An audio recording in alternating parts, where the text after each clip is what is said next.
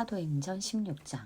바울은 더베와 루스드라에도 갔다. 거기에는 디모데라는 제자가 있었는데 그의 어머니는 신앙이 돈독한 유대 여자이고 아버지는 그리스 사람이었다. 디모데는 루스드라와 이고니온에 있는 신도들에게 호평받는 사람이었다. 바울은 디모데가 자기와 함께 가기를 바랐다. 그래서 바울은 그 지방에 사는 유대 사람들을 생각해서 디모데를 데려다가 할례를 행하였다. 그것은 디모데의 아버지가 그리스 사람이라는 것을 그들이 모두 알고 있었기 때문이다. 바울 일생은 여러 도시를 두루 다니면서 예루살렘에 있는 사도들과 장로들이 정한 규정들을 사람들에게 전해주어서 지키게 하였다. 교회들은 그 믿음이 점점 더 튼튼해지고 그 수가 나날이 늘어갔다. 아시아에서 말씀을 전하는 것을 성령이 막으심으로 그들은 부르기아와 갈라디아 지방을 거쳐가서 무시아 가까이 이르러 비두니아로 들어가려고 하였으나 예수의 영이 그것을 허락하지 않으셨다. 그래서 그들은 무시아를 지나서 드로아에 이르렀다. 거기에서 밤에 바울에게 환상이 나타났는데 마케도니아 사람 하나가 바울 앞에 서서 마케도니아로 건너와서 우리를 도와주십시오 하고 간청하였다. 그 환상을 바울이 본 뒤에 우리는 곧 마게도니아로 가려고 하였다. 우리는 마케도니아 사람들에게 복음을 전하기 위하여 하나님께서 우리를 부르신 것이라고 확신하였기 때문이다. 우리는 드로아에서 배로 떠나서 사모드라게로 직행하여 이튿날 네아폴리로 갔고 거기에서 빌립보에 이르렀다. 빌립보는 마케도니아 지방에서 으뜸가는 도시요 로마 식민지였다. 우리는 이 도시에서 며칠 동안 묵었는데 안식일에 성문 강가로 나가서 유대 사람이 기도하는 처소가 있음직한 곳을 찾아갔다. 우리는 거기에 앉아서 모여든 여자들에게 말하였다. 그들 가운데 루디아라는 여자가 있었는데 그는 자색옥감 장수로서 로아디라 출신이었다. 하나님을 공경하는 사람이었다. 주님께서 그 여자의 마음을 여셨으므로 그는 바울의 말을 귀담아 들었다. 그 여자가 집안 식구와 함께 세례를 받고 나서 나를 주님의 신도로 여기시면 우리 집에 오셔서 묵으십시오 하고 간청하였다. 그리고 우리를 강건해서 자기 집으로 데리고 갔다. 어느 날 우리가 기도하는 곳으로 가다가 귀신 들려 점을 치는 여종 한 사람을 만났는데 그는 점을 쳐서 주인들에게 큰 돈벌이를 해주는 여자였다.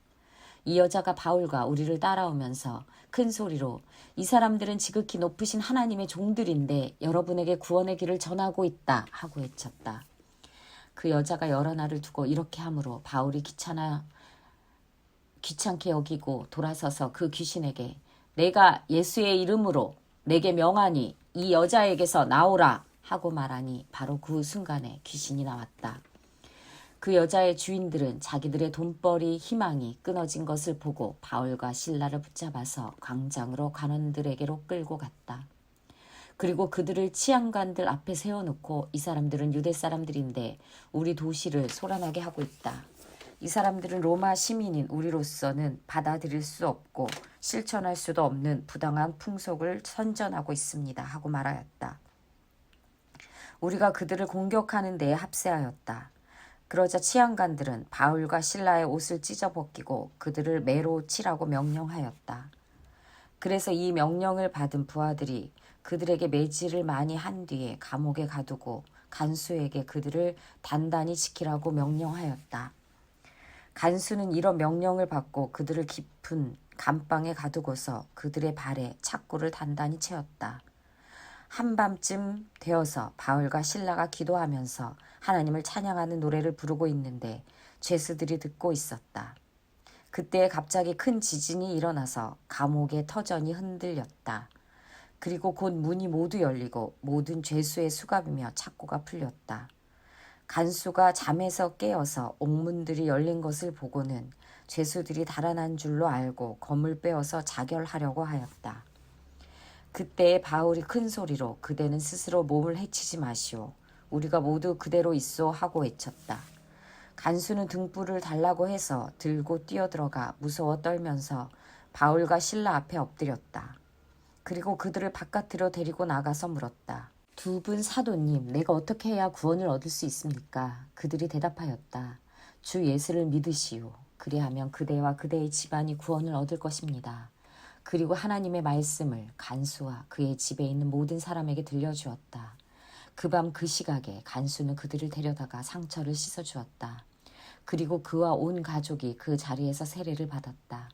간수는 그들을 자기 집으로 데려다가 음식을 대접하였다.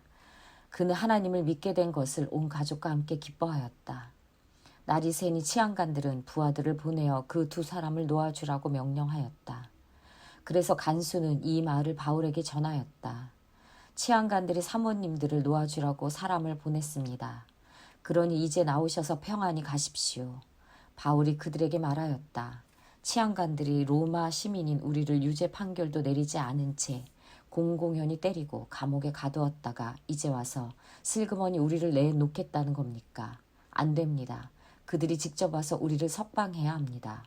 관리들이 이 말을 치안관들에게 전하니 그들은 바울과 실라가 로마 시민이라는 사실을 듣고서 두려워하였다.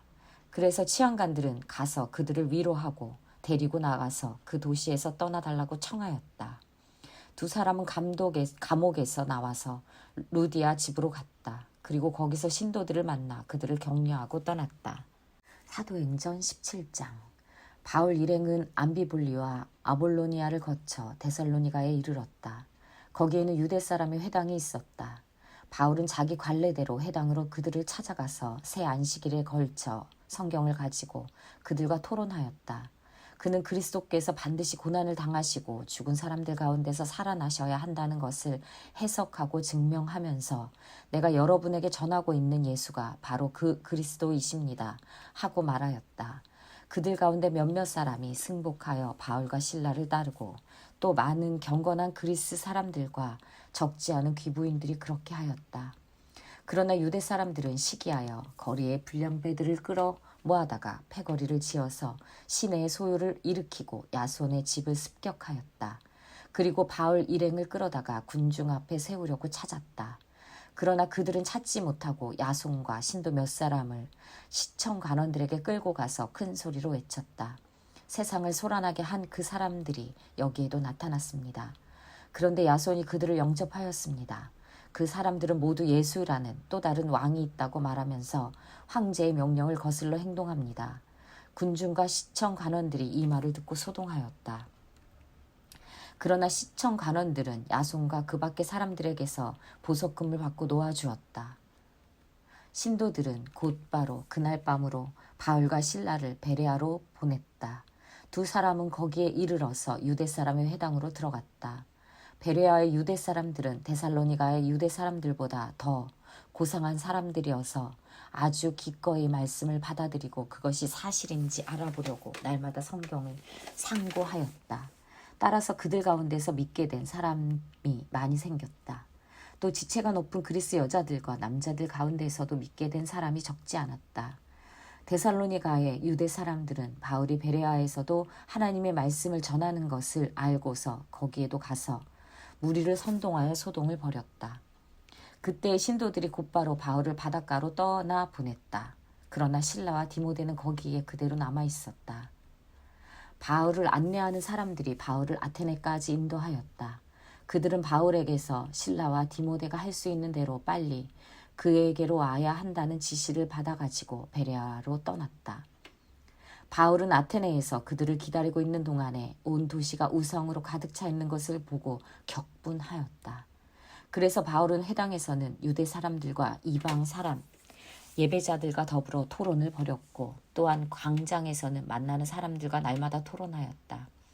그리고 몇몇 에피쿠로스 철학자와 스토아 철학자도 바울과 논쟁하였는데 그 가운데에서 몇몇 사람은 이 말쟁이가 도대체 무슨 소리를 하려는 것인가 하고 말하는가 하면 또 몇몇 사람은 그는 외국 신들을 선전하는 사람인 것 같다 하고 말하기도 하였다. 그것은 바울이 예수를 전하고 부활을 전하기 때문이었다. 그들은 바울을 붙들어 아레오바고 법정으로 데리고 가서 당신이 말하는 이 새로운 교훈이 무엇인지 우리가 알 수 있겠소? 당신은 우리 귀에 생소한 것을 소개하고 있는데 도대체 그것이 무엇인지 알고 싶소 하고 말하였다.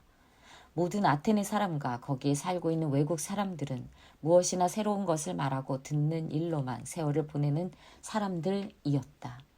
바울이 아레오바고 법정 가운데 서서 이렇게 말하였다. 아테네 시민 여러분, 내가 보기에 여러분은 모든 면에서 종교심이 많습니다. 내가 다니면서 여러분이 예배하는 대상들을 살펴보는 가운데 알지 못하는 신에게라고 새긴 제단도 보았습니다. 그러므로 나는 여러분이 알지 못하고 예배하는 그 대상을 여러분에게 알려드리겠습니다. 우주와 그 안에 있는 모든 것을 창조하신 하나님께서는 하늘과 땅의 주님이심으로 사람의 손으로 지은 신전에 거하지 않으십니다. 또 하나님께서는 무슨 부족한 것이라도 있어서 사람의 손으로 섬김을 받으시는 것이 아닙니다. 그분은 모든 사람에게 생명과 호흡과 모든 것을 주시는 분이십니다.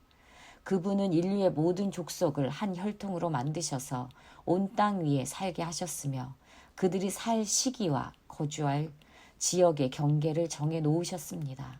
이렇게 하신 것은 사람으로 하여금 하나님을 찾게 하시려는 것입니다. 사람이 하나님을 더듬어 찾기만 하면 만날 수 있을 것입니다. 사실 하나님은 우리 각 사람에게서 멀리 떨어져 계시지 않습니다.